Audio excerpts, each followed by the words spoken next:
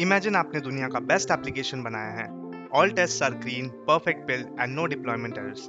अब आपने उस पर एक फीचर डाला। जैसे ही आप ये नया कोड डालते हो, everything falls apart, your application is breaking and now your production is down. अब आपके पास पुराने कोड की कॉपी नहीं है जिसमें सब ठीक चलता था, and you wish to go back in time and get that copy of the code base. Now this is where Git comes in picture. Git is a mature, actively managed open source version control system used for tracking changes in your computer files. कुछ नहीं है, ये बस आपकी project की history का track रखता है। जैसे गेम्स में चेक पॉइंट होते हैं, so if you die, you don't have to start from the beginning. There are many commands you'll have to learn to use Git.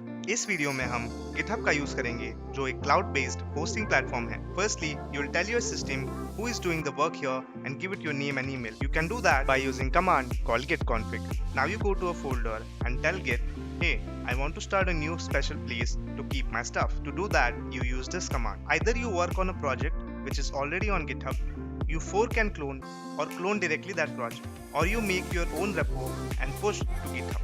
Once you clone the repo, you can now make changes by creating a new branch. You can use git branch name and checkout by using git checkout branch name. Say you have checked out a branch from master or main.